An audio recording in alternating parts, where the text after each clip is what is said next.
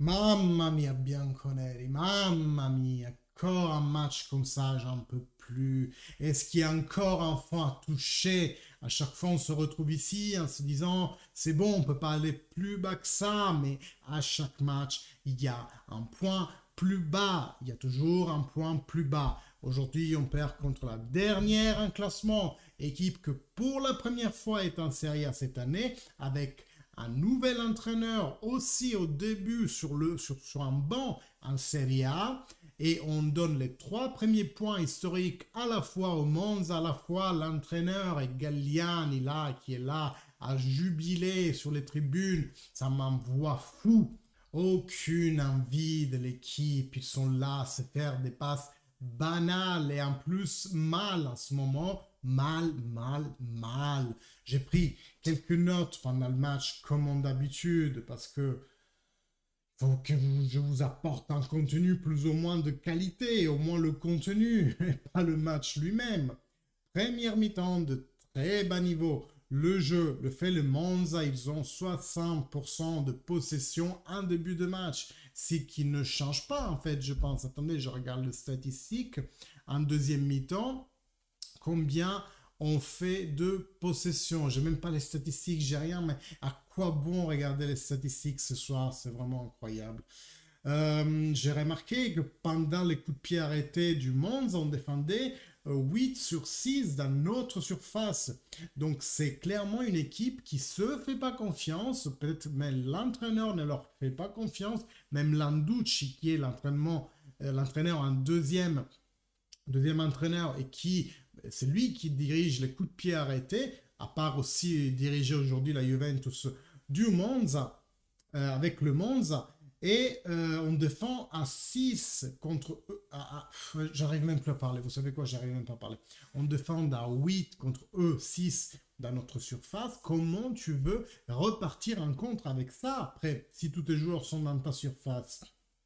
En tout cas, une chose juste pour rigoler, en fait, on attendait peut-être une réaction nerveuse, et c'est bien entendu ce qu'on a eu, parce que Di Maria se prend un carton rouge, parce que Monsieur Izzo, qui, alors, vous savez, j'aime pas les insultes, donc je vais me tenir, disons que c'est quelqu'un qui s'est fait son métier, comme un bâtard. Il me rappelle beaucoup le Bergomi de fut un temps, qui n'hésitait pas à penser à Alessandro Del Piero lorsqu'il était par terre, à lui dire reste par terre.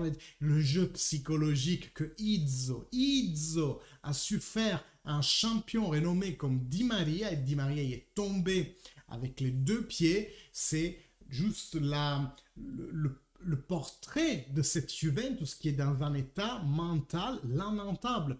Si même Angel Di Maria tombe sur un mind game comme ça de Izzo qui est personne, ça nous donne un aperçu de à quel point cette équipe ne va pas bien.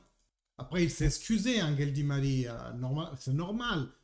C'était un mauvais geste, un geste vraiment dicté par un état nerveux vraiment hors du commun. Donc voilà, comme dit, ça nous donne un peu le moment de cette Juventus. La deuxième mi-temps, sur la même longueur d'onde, il y a une image qui est tout aussi emblématique. Je pense le seul contre qu'on arrive à faire à 3, nous, contre 2 du monde, c'est Danilo qui mène le ballon. Danilo qui, entre-temps, il a fait un match très mauvais cette fois, Danilo.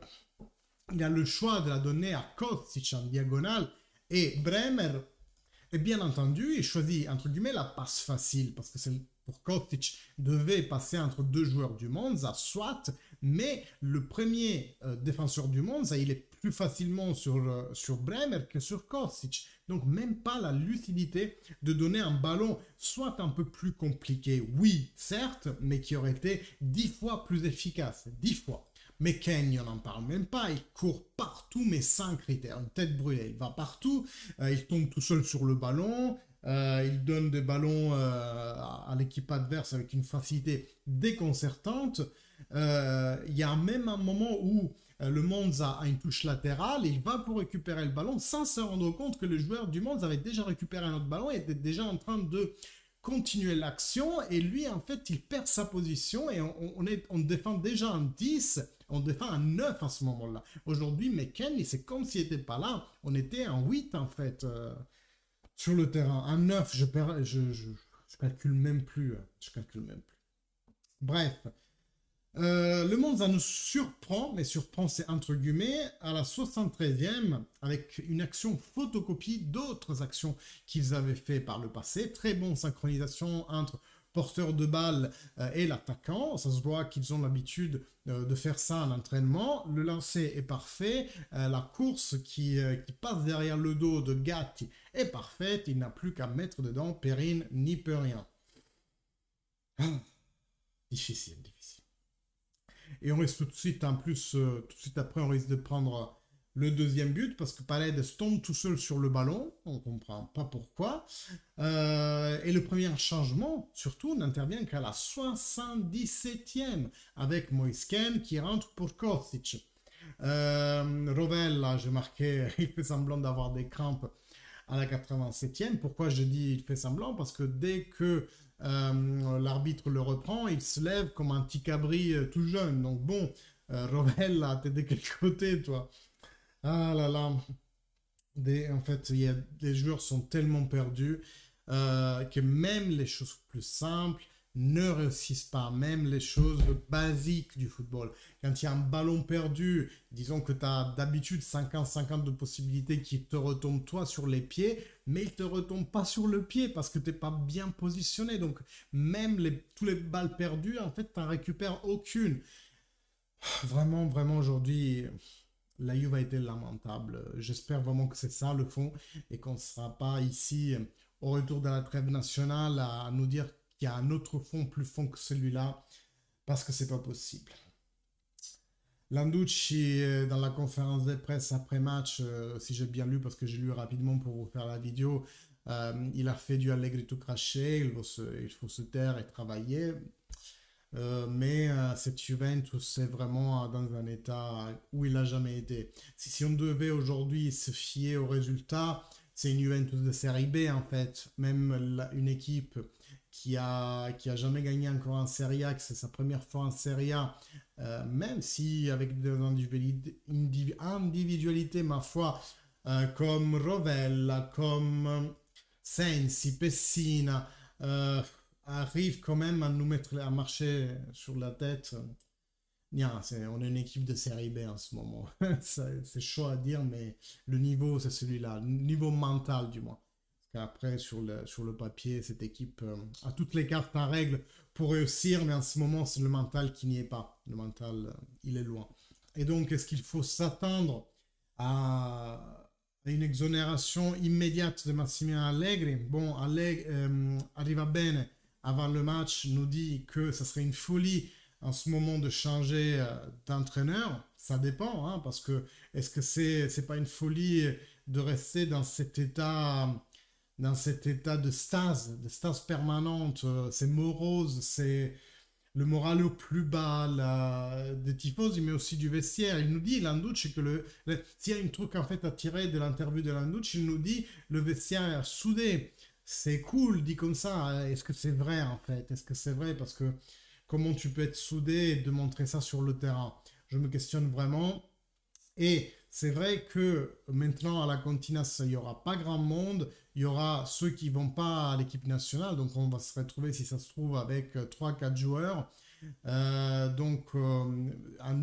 éventuel nouvel entraîneur n'aurait pas le temps d'entraîner l'équipe avant la reprise, mais je me dis néanmoins qu'il pourrait au moins s'acclimater lui, au moins lui prendre connaissance de toute la situation. Il aura 2 semaines pour étudier ce qui ne va pas avec tout ce que la Juventus peut lui mettre à disposition comme information, parce que de l'extérieur, il y a plein de choses qu'on ne sait pas.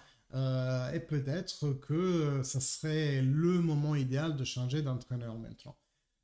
C'est vraiment d'une nullitude cette période. Je pense que depuis Calciopoli, on n'a pas vécu une période, peut-être même avec Del Neri, on n'a pas vécu une période aussi noire que celle-ci, même Ferrara, Del Neri.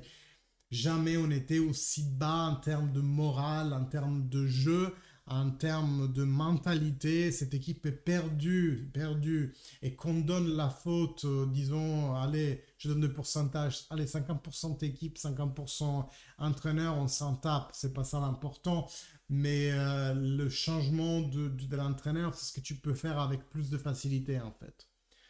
C'est ça que tu peux faire avec plus de facilité, c'est changer l'entraîneur. Moment noir pour notre Juventus. Aujourd'hui, le maillot était noir, le moment était noir.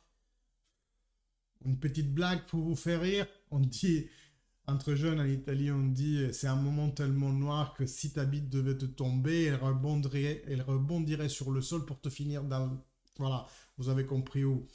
Parce que même quand t'as pas les moyens de, de contrer le sort, même le sort il t'est défavorable. T'as même pas le facteur chance quand c'est comme ça. Parce que de toute façon, t'arrives tellement à rien que peut-être même la déesse bandée, comme on dit, n'a pas envie de t'aider, tout simplement. Donc, faut sortir de ces gouffres, les gars.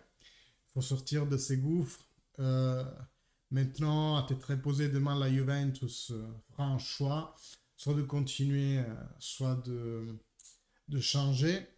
Je vous disais dans ma vidéo ce matin, pour moi, le choix est déjà fait parce que celle d'Allegri, je l'interprète vraiment comme une trahison et peut-être même une façon de posthume, un message in a battle pour lui, quand on sera redevenu une équipe gagnante et que les grands seront rentrés à leur poste, Pogba, Chiesa, de nous dire, ben voyez, avec Pogba et Chiesa, tout va bien, mais sans savoir que même sans Pogba et Chiesa, ce match-là, tu dois les gagner.